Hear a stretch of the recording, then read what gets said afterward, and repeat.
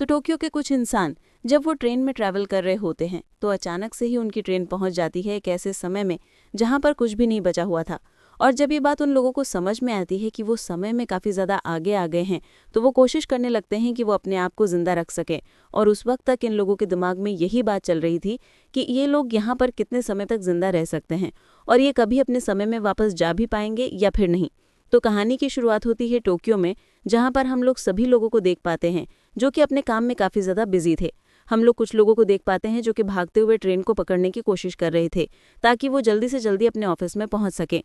अब जब ये लोग ट्रेन को पकड़ लेते हैं तो उसके बाद ये वहां पर फ़ोन चलाने लगते हैं। इनमें से किसी को भी एक दूसरे से कोई भी मतलब नहीं था और ये सभी लोग इस बात से अनजान थे कि अभी कुछ ही समय में इन लोगों की किस्मत बदलने वाली है। अब यहाँ पर हम लोग एक बोतल के ढक्कन को देख पाते हैं जो कि ट्रेन में ही लुढ़क रहा था और तभी अचानक से ही वो गायब हो जाता है। और वो ढक्कन गायब हुआ ही था कि तभी अचानक से ही यहाँ पर मौजूद सभी लोगों के फ़ोन में बहुत सारे अर्थक्वेक के अलर्ट्स आने लगते हैं, जिससे सभी लोग काफ़ी ज़्यादा डर गए थे। लेकिन अभी के टाइम पर भी उस ट्रेन ने चलना बंद नहीं करा था और अब वो घुस जाती है एक टनल में जिसमें बना हुआ था एक वर्म होल। और अब वो ट्रेन उस वर्म होल के अंदर एंटर कर जाती है और उसमें मौजूद सभी पैसेंजर्स बेहोश हो जाते हैं। जिसके थोड़ी देर बाद जब इन लोगों की आंख खुलती है तो ये लोग यहाँ से बाहर निकलने की कोशिश करने लगते हैं, क्योंकि अभी के टाइम तक वो ट्रेन भी रुक चुकी थी। लेकिन जैसे ही ये लोग बाहर पहुँचते हैं तो बाहर का नज़ारा देखने के बाद इन लोगों का दिमाग खराब हो जाता है, क्योंकि असल में बाहर अभी के टाइम पर कोई भी ट्रेन मौजूद नहीं थी और ये लोग जिस डब्बे में ट्रैवल कर रहे थे वहीं यहाँ पर मौजूद था। और साथ ही जिस जगह को ये लोग बचपन से देखते आ रहे थे वो पूरी तरह से चेंज हो चुकी थी।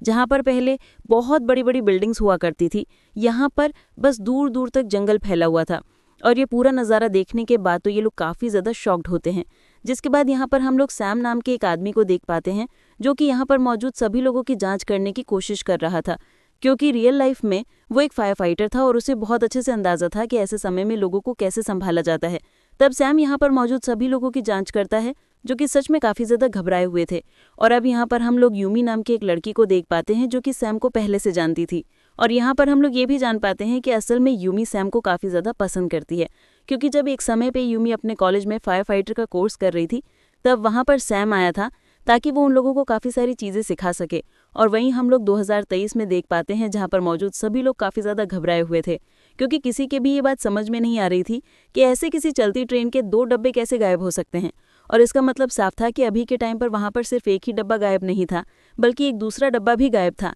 जिसको अभी तक हमें नहीं दिखाया गया है। तब गवर्नमेंट के लोग उस टनल को चेक करने की कोशिश करने लगते हैं जिसमें से वो ट्रेन के दोनों डब्बे गायब हुए थे। तब अभी के टाइम पर इन लोगों को दूसरी तरफ से एक रोशनी आती हुई नजर आती है और इन्हें लगने लगता है कि सारे के सारे लोग वहीं पर मौजूद हैं। और वहीं दूसरी तरफ हम लोग सैम और यूमी को देख पाते हैं जो कि एक और पैसेंजर के साथ टनल के दूसरी तरफ जाने की कोशिश कर रहे थे ताकि ये लोग जान सकें कि ये लोग कहाँ पर पहुंच गए हैं। और तभी दूसरी तरफ से इन लोगों को भी रोशनी दिखाई देती है और इन्हें लगने लगता है कि शायद इन्हें कोई ढूंढने के लिए आ रहा है। वही गवर्नमेंट के लोगों को भी रोशनी देखने के बाद लग रहा था कि शायद उन्होंने उन सभी पैसेंजर को ढूंढ लिया है। लेकिन जैसे ही ये लोग उस रोशनी के पास पहुंचते हैं तो वहां दूसरी तरफ से भी इन्हीं लोगों के कुछ एम्प्लॉयज़ आ रहे थे जिनको दूसरी तरफ से उन लोगों को ढूंढने के लिए भेजा गया था। और वहीं हम लोग सैम और साथ ही यूमी को देख पाते हैं जो कि तीसरे पैसेंजर के साथ रोशनी का पीछा करते हुए टनल के दूसरे छोर पर पहुंच जाते हैं जहां पर से सूरज की रोशनी आ रही थी। और जब ये लोग बाहर निकलने के बाद थोड़ा सा ऊपर चढ़कर देखते हैं तो यहाँ पर पूरी तरफ रेगिस्तान था,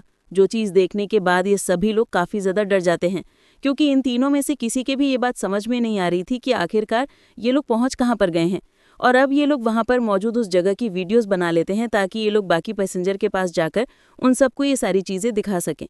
और जब ये लोग वापस पहुंचकर सभी लोगों को इस बारे में बताते हैं तो कोई भी इनकी बात पर भरोसा नहीं करता। पर जब ये लोग वीडियोस दिखाते हैं तो ना चाहते हुए भी सभी लोगों को इनकी बात पर भरोसा करना पड़ता है। अब ये सभी लोग काफ़ी ज़्यादा परेशान हो रहे थे क्योंकि इनकी समझ में नहीं आ रहा था कि आखिरकार ये लोग यहाँ पर सर्वाइव कैसे करेंगे। और दूसरी सबसे बड़ी बात ये थी कि अगर यहाँ पर इंसान मौजूद नहीं थे तो इन लोगों को कौन बचाएगा। और यही सब सोचते हुए सभी लोग काफ़ी ज़्यादा डिप्रेशन में आ जाते हैं, क्योंकि अभी के टाइम पर इन सभी लोगों में से किसी के भी फ़ोन में सिग्नल भी नहीं आ रहे थे। तब सैम यहाँ पर मौजूद सभी लोगों को किसी तरह से संभालता है और यहाँ पर मौजूद सभी लोगों को अब 7 घंटे बीत गए थे और अभी के टाइम पर सभी लोगों को भूख लगने लग गई थी। पर यहाँ पर किसी के पास भी इतना ज़्यादा खाना नहीं था कि वो सभी लोगों का पेट भर सके। लेकिन कुछ लोग अपने साथ कुछ स्नैक्स लेकर चले थे जो कि वो सभी लोगों के साथ शेयर करने का डिसाइड करते हैं। और अब हम लोग रेनी नाम की एक लड़की को देख पाते हैं जो कि इन सभी पैसेंजर्स के बीच में मौजूद थी और वो सभी पैसेंजर के बैग में चेक करने लगती है कि उसे कुछ खाने के लिए मिल जाए। तब इसे खाने के लिए ज़्यादा सामान को नहीं मिलता, लेकिन हायाशिमा के बैग में इसे कुछ कैची और साथ ही गवर्नमेंट का एक लेटर मिल जाता है, जो कि जेल का एक लेटर था। जो देखने के बाद रेनी को लगने लगता है कि शायद हायाशिमा बहुत बड़ा क्रिमिनल है और यहाँ पर जितने भी लोग फंसे हुए हैं उन सभी लोगों को हायाशिमा ने ही फंसाया है, ताकि वो गवर्नमेंट को ब्लैकमेल कर कर अपनी सज़ा माफ़ करवा सके। और इसी बारे में रेनी सभी लोगों को चिल्ला चिल्ला कर बता देती है कि हायाशिमा के बैग में उसे जेल का एक लेटर मिला है। तब हायाशिमा सभी लोगों को सब कुछ समझाने की कोशिश करने लगता है, लेकिन कोई भी उसकी बात को ध्यान से नहीं सुनता, जिसके बाद हायाशिमा डिसाइड करता है कि वो बाहर जाकर ही रहेगा। अब यहाँ पर हम लोग शिराहमामा नाम की एक लड़की को देख पाते हैं, जो कि अपने साथ काफ़ी सारे फ्रूट्स लेकर चल रही थी। इसीलिए वो सभी लोगों को भूखा देखते हुए सभी लोगों के साथ फ्रूट्स शेयर करने का डिसाइड करती है। और अब जब सभी लोग फ्रूट्स खाते हुए अपना काम कर रहे थे, तब हम लोग यहाँ पर कटाना नाम के एक लड़के को देख पाते हैं, जो कि फ्रूट्स खाते हुए यूं ही एक वीडियो को देख रहा था, जो कि अभी कुछ समय पहले उसने बनाई थी, जिसमें वो क्लियर देख पाता है कि रेनी सभी लोगों के बैग से खाना चुराने की कोशिश कर रही थी। और जैसे ही ये बात सैम को पता चलती है, तो वो तुरंत ही अपने एक साथी के साथ बाहर जाता है ताकि वो हायाशिमा को वापस ला सके। और वहीं हम लोग हायाशिमा को देख पाते हैं, जो कि चलते चलते काफ़ी ज़्यादा दूर आ गया था और उसी दौरान वो एक खाई में गिरने वाला होता है, लेकिन सही टाइम पर यहाँ पर सैम पहुँच जाता है। अब जब सैम हायाशिमा को पकड़कर ऊपर खींचता है, तो हायाशिमा उसे बताता है कि असल में वो एक बहुत फेमस हेयर ड्रेसर है, लेकिन अभी के टाइम पर भी वो किसी को भी उस लेटर के बारे में कुछ भी नहीं बताता, जो कि रेनी को उसके बैग से मिला था। अब रात में हम लोग यहाँ पर मौजूद लोगों को देख पाते हैं, जिसमें से कुछ लोग सो गए थे, पर ज़्यादातर लोग बिल्कुल भी नहीं सो पाए क्योंकि उन्हें काफ़ी ज़्यादा टेंशन हो रही थी। अब अगली सुबह तक सभी लोग अपनी होप पूरी तरह से खो चुके थे, क्योंकि उन्हें लग रहा था कि शायद अब कोई भी उन्हें बचाने के लिए नहीं आने वाला। इसीलिए वापस से सैम सभी लोगों को समझाने की कोशिश करने लगता है कि वो सभी लोगों को किसी तरह से बचा लेगा। लेकिन हायाशिमा इस बात पर थोड़ा भड़क जाता है, क्योंकि उसकी समझ में नहीं आ रहा था कि सैम सभी लोगों की मदद करने की कोशिश क्यों कर रहा है। जिस पर सैम इसे अपने पास्ट की स्टोरी के बारे में बताता है कि उसकी वजह से उसके एक दोस्त की दोनों टांगें खराब हो गई थी, और उसके बाद ही यहाँ पर सैम ने डिसाइड करा था कि वो जितना हो सकेगा उतना लोगों की मदद करेगा। और अब इसके बाद ही तीनों के तीनों लोग कुछ सामान ढूंढने के लिए चले जाते हैं, ताकि बाद में ये लोग उन चीज़ों को मिलकर खा सके। और अब हम लोग वापस से हायाशिमा को देख पाते हैं, जो कि जब इन लोगों के साथ जा रहा था, तभी अचानक से ही इसे इसके भाई के विजन्स आने लगते हैं। तब हम लोग हायाशिमा के भी पास्ट का एक सीन देख पाते हैं, जहाँ पर वो लोग एक बहुत गरीब फैमिली से बिलोंग करा करते थे, पर जब बाद में हायाशिमा एक बहुत फेमस हेयर ड्रेसर बन गया, तो उसने अपने सारे सपने पूरे किए। लेकिन उस दौरान काम में बहुत ज़्यादा बिजी होने की वजह से हायाशिमा अपने भाई के ऊपर ध्यान देना बंद कर चुका था, और उसकी इसी लापरवाही के चलते उसका भाई एक बड़ा क्रिमिनल बन गया था और उसे पुलिस ने पकड़ लिया था। और यहाँ पर यह बात भी रिवील होती है कि असल में हायाशिमा के बैग में रेनी को जो लेटर मिला था, वो उसके भाई का ही था, क्योंकि उस दिन उसके भाई की बेल होने वाली थी और हायाशिमा उसको लेने के लिए ही जा रहा था। पर अब अभी के टाइम पर हम लोग कुछ और पैसेंजर्स को देख पाते हैं, जो कि आसपास के एरिया को एक्सप्लोर करने के लिए निकल गए थे, जहां पर उन्हें वैसे तो कुछ भी नहीं मिलता, पर यहाँ पर से उन्हें बहुत दूर एक बहुत बड़ा टावर दिख रहा था, जिसको देखने के बाद सभी लोग काफ़ी ज़्यादा शॉक होते हैं, क्योंकि असल में वो टावर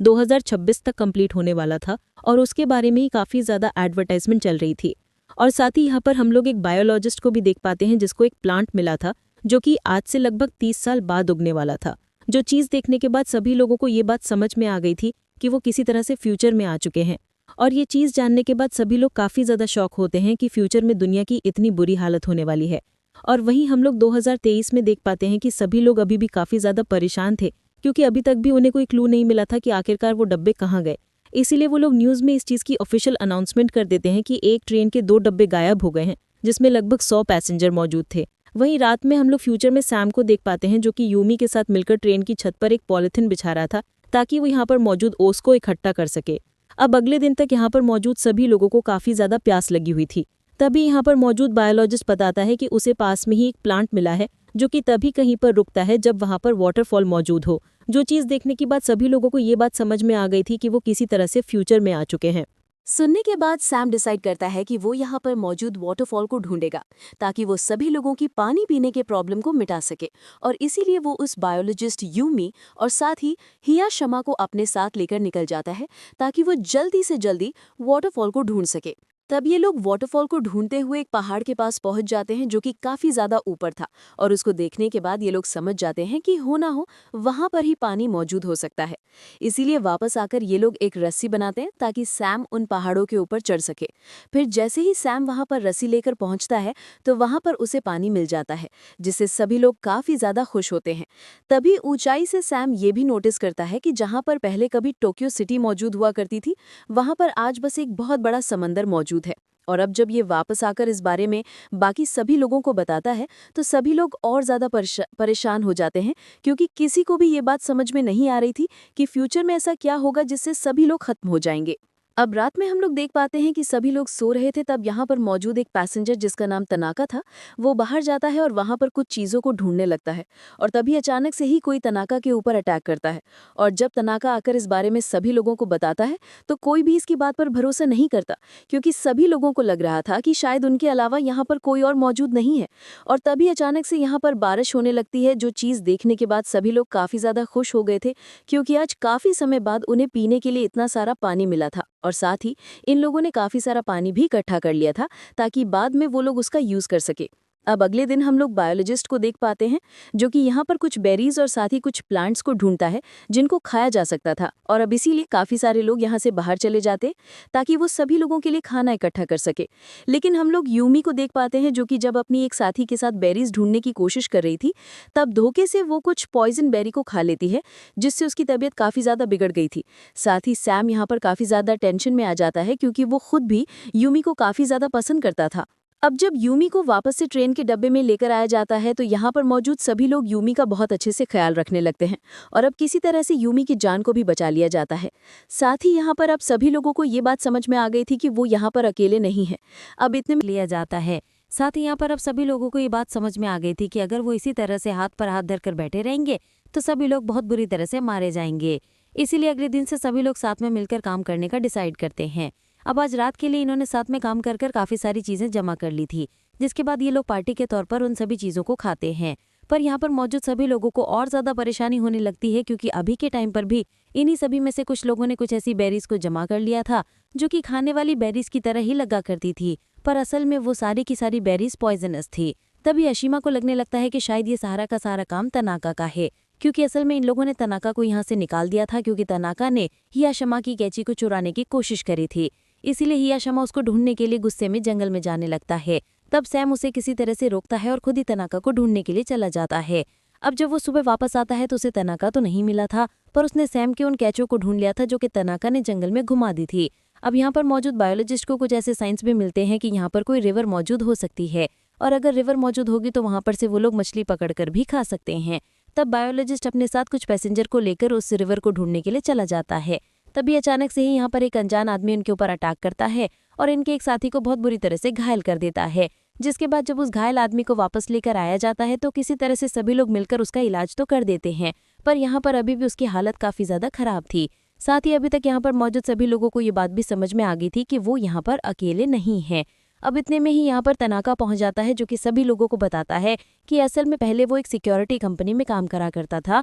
और अगर वो लोग अभी के टाइम पर उसे रुकने की परमिशन देते हैं तो वो इन लोगों के साथ मिलकर यहाँ पर ट्रैप्स बनाएगा, जिससे अगर यहाँ पर मौजूद दूसरे लोग इनके पास आने की कोशिश करेंगे तो कोई ना कोई उनके ट्रैप में ज़रूर फंस जाएगा। अब ये बात जानने के बाद सभी लोग तनाका को वापस से यहीं पर रोक लेते हैं। और दूसरी तरफ हम लोग हियाशिमा को देख पाते हैं, जो कि यहाँ पर मौजूद रीना के बालों को बना रहा था, और इतने दिनों बाद अपने मनपसंद काम को करने के बाद हियाशिमा को भी काफ़ी ज़्यादा अच्छा लगता है। वहीं दूसरी तरफ हम लोग सैम को देख पाते हैं, जो कि यूमी के साथ बैठा हुआ था। तभी अचानक से ही इसे यहाँ पर एक बच्चा दिखाई देता है, जिसका तुरंत ये दोनों के दोनों मिलकर पीछा करने लगते हैं। और अब उसका पीछा करते हुए ये लोग एक नदी के किनारे पर पहुंच गए थे, जहाँ पर पहुंचने के बाद वो बच्चा इनसे यहाँ पर उसका वेट करने को बोलता है और वहाँ से चला जाता है। अब उस बच्चे का पीछा करते हुए इन लोगों को रात हो गई थी। तभी यहाँ पर वो बच्चा भी पहुंच जाता है और साथ ही हियाशिमा, और अब वो बच्चा यहाँ पर इन तीनों लोगों को अपने साथ उस जगह पर लेकर जाता है जहाँ पर दूसरे डब्बे के सर्वाइवर मौजूद थे, लेकिन वहाँ के लोगों ने अपना काफी ज्यादा विकास कर लिया था, और साथ ही यहाँ पर उन्होंने काफी सारे ट्रैप्स लगाए हुए थे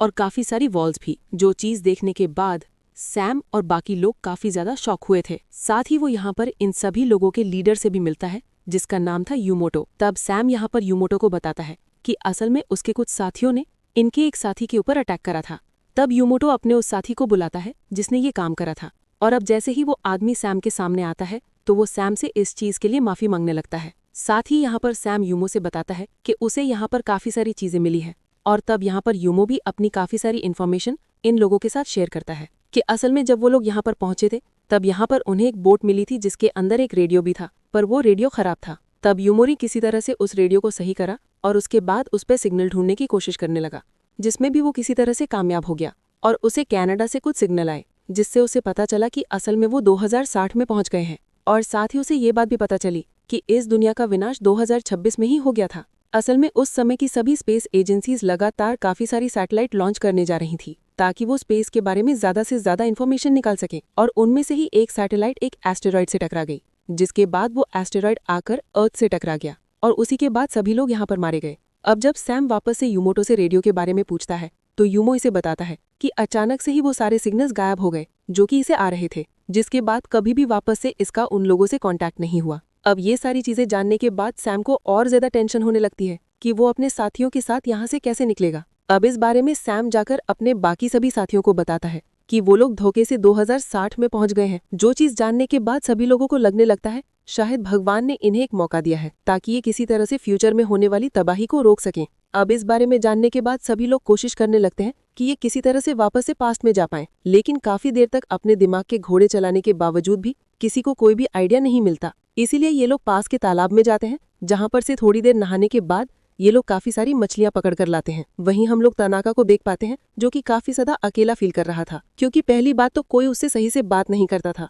और दूसरा तनाका को भी किसी के साथ रहने में कोई दिलचस्पी नहीं थी, और इसीलिए वो पास में पड़ी कुछ झाड़ियों की मदद से अपने लिए एक दोस्त को बना लेता है ताकि वो उसके साथ बैठकर बातें कर सके। अब अगले दिन हम लोग बाकी लोगों को देख पाते हैं जिन्होंने कैरेट 6 की तरह अपने पास भी कुछ बाथरूम बना लिए थे ताकि सभी लोग वहां पर बड़े आराम से नहा सकें। और फिर जब वो लोग अपने लिए खाना ढूंढने के लिए जाते हैं तब यहाँ पर हम लोग बायोलॉजिस्ट को देख पाते हैं जिसके हाथ में एक अजीब सा स्टोन लगा था जो कि हरे कलर का स्टोन था। लेकिन ये सब होते हुए तनाका ने भी देख लिया था, इसीलिए वो तुरंत ही यूमोटो के पास जाता है ताकि वो इस बारे में उसे बता सके। और अब जब यूमोटो को इस बारे में पता चलता है कि दूसरे ग्रुप वालों को कुछ हरे कलर के पत्थर मिले हैं जिनकी मदद से ये लोग अपने घर में वापस जा सकते हैं, तो वो सबसे पहले तनाका को कुछ खाने को देता है। बदले में तनाका भी यूमोटो से वादा करता है कि जैसे ही इसे दूसरे ग्रुप के बारे में और ज्यादा इन्फॉर्मेशन मिलेगी ये तुरंत ही यूमोटो को आकर उन चीजों के बारे में खबर करेगा। अब आगे हम लोग वापस से रेनी और साथ ही यूमी को देख पाते हैं जो कि आपस में बातें कर रहे थे। तभी अचानक से ही किसी बात को लेकर इन दोनों में बहसबाजी हो जाती है, जिस दौरान रेनी यूमी को गुस्से में धक्का दे देती है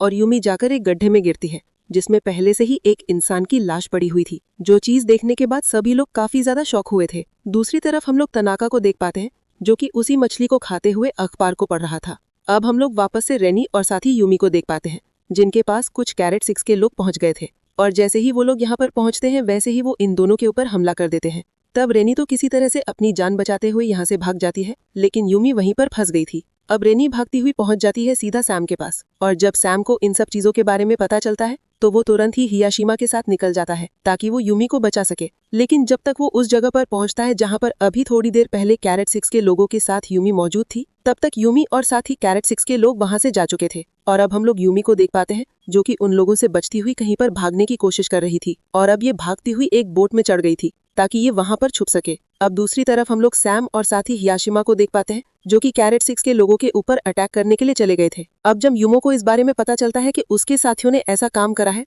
तो वो सैम और साथ ही उसके साथियों से माफी मांगने लगता है। साथ ही वो डिसाइड करता है कि वो किसी भी हालत में यूमी को ढूंढ कर लाकर देगा। लेकिन अभी के टाइम पर सैम को लग रहा था कि शायद यूमोटो ने ही यूमी को छुपा कर रखा हुआ है, इसीलिए वो इसे उस लाश के बारे में बताता है जिसे इसने एक गड्ढे में देखा था। में भी बताता है जो कि कैरेट 6 के लोगों के ठिकाने के पास इन लोगों को मिली थी। जो चीज जानने के बाद यूमोटो इससे अपने लीडर बनने की कहानी बताने लगता है कि जब वो लोग यहाँ पर आए थे तब एक इंसान यहाँ पर बहुत ज्यादा एग्रेसिव हो गया था और साथ ही वो काफी ज्यादा घबरा भी गया था, और तब यूमोटो ने उसे समझाने की कोशिश करी, लेकिन जब वो इंसान नहीं माना और उसने यूमो के ऊपर ही अटैक कर दिया तो यूमोटो ने सेल्फ डिफेंस के पीछे उसका कत्ल कर दिया। और इसके बाद से ही यहाँ पर मौजूद सभी लोग यूमोटो को अपने लीडर के रूप में देखने लगे, और वो लाश भी उसी इंसान की थी।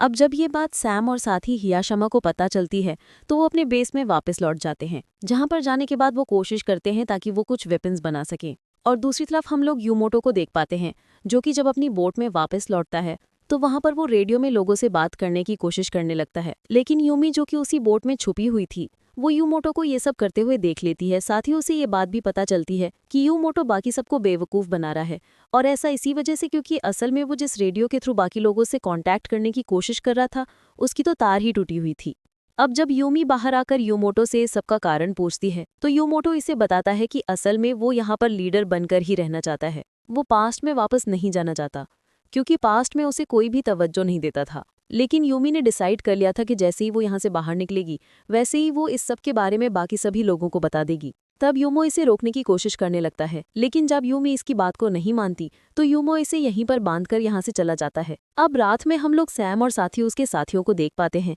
जिन्होंने काफी सारे वेपन्स बना लिए थे। साथ ही उन्होंने अपना पूरी तरह से मन बना लिया था कि वो अगले दिन जाकर कैरेट 6 के लोगों के ऊपर अटैक कर देंगे। तब यहाँ पर दो जने डिसाइड करते हैं कि वो यहाँ पर से पहले किसी एक बिल्डिंग को ढूंढने गए ताकि वो लोग वहाँ पर जाकर रह सके, क्योंकि कहीं ना कहीं कैरेट 6 वाले लोग इनसे बहुत ज़्यादा ताकतवर थे। और बिल्कुल ऐसा ही होता है। अगले दिन वो दोनों की दोनों जने उस जगह को ढूंढने के लिए निकल जाते हैं, जहाँ पर वो बैटल के हारने के बाद अपने साथियों के साथ रह सकते थे। और अभी के टाइम पर कैरेट 5 के लोग कैरेट 6 के लोगों के ऊपर अटैक करने जा ही पाते कि इतने में ही यहाँ पर कैरेट 6 के लोग आ जाते हैं, जो कि कैरेट 5 के लोगों के ऊपर ही अटैक करने के लिए आए हुए थे। और अब धीरे धीरे यहाँ पर लड़ाई बहुत ज़्यादा भारी हो जाती है, जहाँ पर हम लोग देख पाते हैं कि कभी सैम की टीम तो कभी यूमो की टीम एक दूसरे के ऊपर भारी पड़े जा रही थी। तब यूमो यहाँ पर सभी लोगों को रोकने की कोशिश करने लगता है, पर अभी के टाइम पर वो फाइट बढ़े ही जा रही थी। और वो फाइट तब तक बढ़ती रहती है जब तक यहाँ पर खुद यूमी नहीं पहुंच जाती, जो कि किसी तरह से वहां से छूटकर आ गई थी। तब यूमी यहाँ पर यूमोटो की हर बात का खुलासा कर देती है और साथ ही सबको ये भी बता देती है